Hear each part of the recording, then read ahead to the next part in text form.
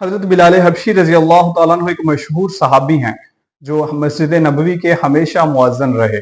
شروع میں ایک کافر کے غلام تھے۔ اسلام لانے کے بعد ان کو طرح طرح کی تکلیفیں دی جاتی۔ امیہ بن خلف جو کہ مسلمانوں کا سخت دشمن تھا، ہمیشہ اسلام کے خلاف سازشوں میں لگا رہتا۔ وہ حضرت بلال حبشی رضی اللہ تعالیٰ عنہ کو سخت گرمی میں تپتی ہوئی ریت کے اوپر لٹا کر ان کے اوپر ایک بھاری پتھر رکھ دیتا تاکہ نیچے سے ہل نہ سکیں، اور کہتا کہ یا تو اسی حالت میں مر جاؤ یا اسلام سے پھر جاؤ۔ لیکن حضرت بلال رضی اللہ تعالیٰ عنہ کی زبان پر ایک ہی ایک احد کی رٹ لگی رہتی تھی، یعنی اللہ کے سوا کوئی معبود نہیں۔ رات کو زنجیروں کے ساتھ باندھ کر کوڑے لگائے جاتے اور ان زخموں کو دن کے وقت گرم زمین کے اوپر وہ لٹا کر ان کو مزید وہ گرم کیا جاتا، ان زخموں کو مزید وہ چھیڑا جاتا تاکہ وہ اسی حالت میں مر جائیں یا اسلام سے پھر جائیں۔ لیکن حضرت بلال رضی اللہ تعالیٰ عنہ اپنے موقف سے نہیں پیچھے ہٹے۔ ان چیزوں کے متعلق ذرا سوچیں تو صحیح کہ یہ باتیں کرنا آسان ہے، سننا آسان ہے۔ یہ تصور کریں ذرا کہ نیچے گرم ریت ہو، اوپر سخت گرمی ہو، اور حضرت بلال کے اوپر بھاری پتھر رکھ دیا ہو اور ان کو وہ تنگ کیا جا رہا ہو، ان کے اوپر پتھر مارے جا رہے ہیں، اور ان کی وہ صرف اس چیز سے کہ یہ کہنا چھوڑ دو کہ اللہ ایک ہے، صرف یہ کہنا چھوڑ دو کہ اللہ کے سوا کوئی معبود نہیں۔ ان چیزوں کے متعلق سوچیں تو صحیح طرح کہ یہ وہ صرف باتیں کر دیں یا سن لیں، یہ صرف اتنا نہیں ہے، یہ کس قدر مشکل ہوگا ان کے لیے۔ لیکن اس حالت میں بھی انہوں نے وہ اسلام کو نہیں چھوڑا۔ سب سردار وہ حضرت بلال کو تکلیفیں دینے کی پوری کوشش کرتے۔ کبھی ابو جہل کا نمبر آتا، کبھی امیہ بن خلف کو ان کو وہ تکلیف دیتا، کبھی اور باقی سردار، کبھی لڑکوں کے حوالے کر دیا جاتا، گلی کوچوں میں ان کو گھسیٹا جاتا، پتھر مارے جاتے، ان کو وہ لٹا کے گھسیٹا جاتا۔ پتہ نہیں کس قدر اور کتنی مشکل وہ ان کو سزائیں اور تکلیفیں دی جاتی، صرف اسی بات کے لیے کہ وہ اسلام سے پھر جائیں۔ کیونکہ عرب وہ اس وقت جہالت کا دور تھا، ہر طرف وہ بت پرستی عام تھی، اور عرب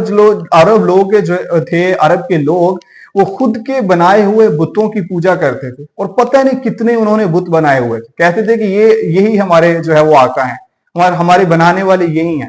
خود ہاتھوں سے بنائے جانے والے بتوں کی پوجا کرتے تھے۔ اور اس کے برعکس جو اسلام کی تعلیمات تھی وہ تھی ہی اسی کے الٹ کہ وہ یہ بت ہمارے آقا نہیں ہے، ہمارا آقا، ہمارے بنانے والا، ہمارا معبود صرف ایک ہے، اور وہ اللہ ہے۔ اسی کی ذات سب کو بنانے والی ہے، سب کچھ اسی کا بنایا ہوا ہے، پوری کائنات، پوری خالق و مالک وہ پوری کائنات کا خالق مالک صرف ایک ہے، وہ اللہ ہے۔ لیکن جو کافر تھے، جو عرب کے لوگ تھے، وہ اس چیز کے الٹ تھے۔ اسی وجہ سے حضرت بلال رضی اللہ تعالیٰ عنہ کو ستایا جاتا۔ لیکن یہ تو تعلق اور عشق کی بات ہے۔ ہم وہ دنیا کی جھوٹی محبتوں کے بارے میں سنتے ہیں کہ جس سے محبت ہوتی ہے اس کا نام لینے میں مزہ آتا ہے، اس کی باتیں کرنے سے سرور آتا ہے۔ لیکن جس کی محبت وہ جس کو اللہ کے ساتھ محبت ہو جائے، جس کی روحانیت، جس کا لگاؤ، جس کی آرزو، جس کا کنیکشن، جس کا رابطہ اللہ کے ساتھ منسلک ہو جائے، اس کے تو پھر کیا ہی کہنے۔ تو وہ قربان جائیں حضرت بلال رضی اللہ تعالیٰ عنہ کی اللہ کے ساتھ محبت۔ اتنی تکالیف برداشت کرنے کے باوجود بھی وہ ٹس سے مس نہیں ہوئے، اور اللہ ایک ہے کی صدائیں بلند کرتے رہے۔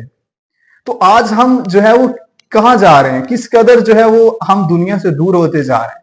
صحابہ کرام کی زندگیاں وہ پڑھ کے تو دیکھیں، انہوں نے اللہ اور اس کے رسول کے ساتھ محبت کا حق ادا کر دیا۔ ہم تو ان کے پاؤں کی خاک کے برابر بھی اللہ سے محبت نہیں کر پائے، تو ہم وہ ان چیزوں کے متعلق کیوں نہیں سوچتے؟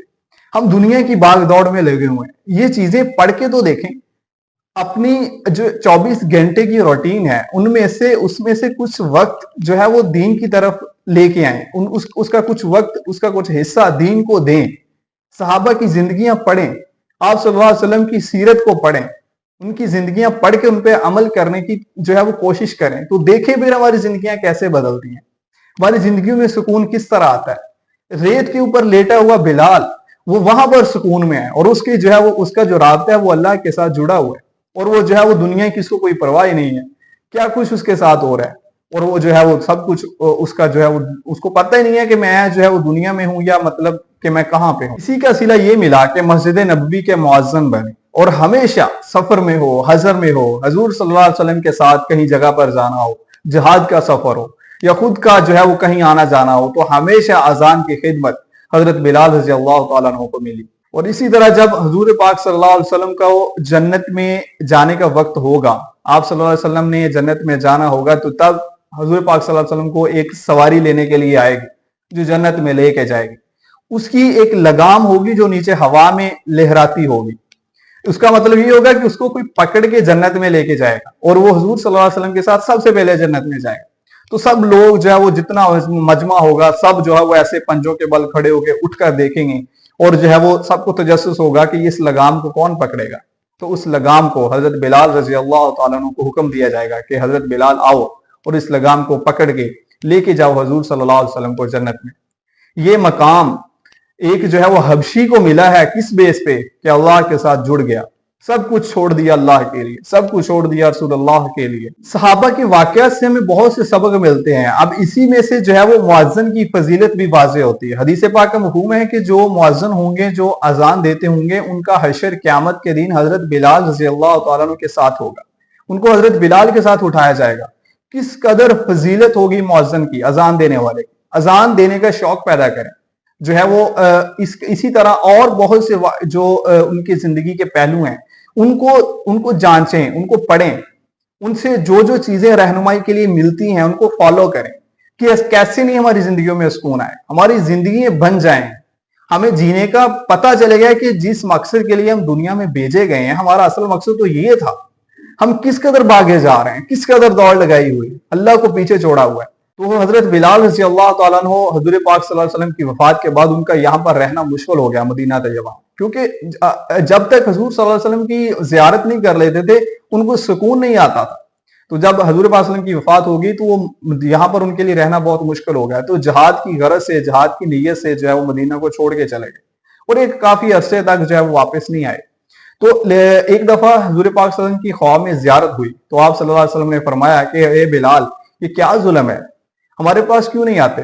تو صبح اٹھتے ہی جو ہے وہ چیخو پکار اور روتے ہوئے اور جو ہے وہ فوری جو ہے وہ وہاں سے سفر کا ارادہ کیا اور مدینہ طیبہ واپس آئے۔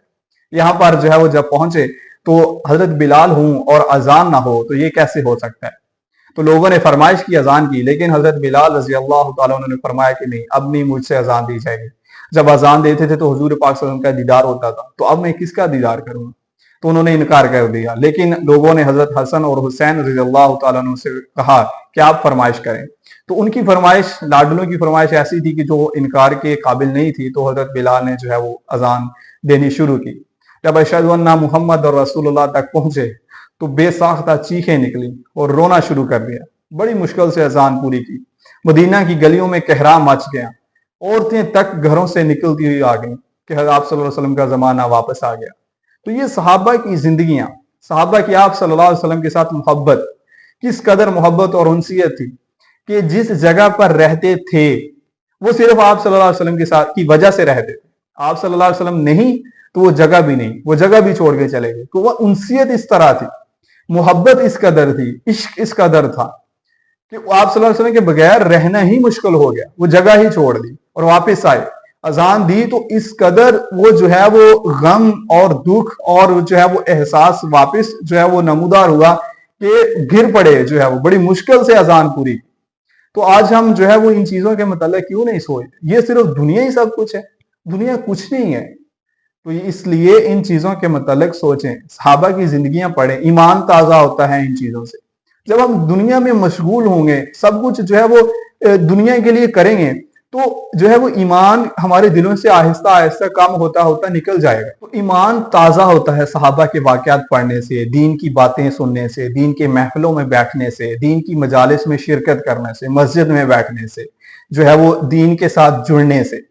تو جو ہے علماء اکرام کی محفلوں میں بیٹھیں، دین کے ساتھ وقت لگائیں، تو انشاءاللہ جو ہے وہ سب کی جو ہے وہ آہستہ آہستہ دین کے ساتھ منسلک جو ہے وہ دین کے ساتھ رغبت جو ہے وہ بڑھ جائے گی۔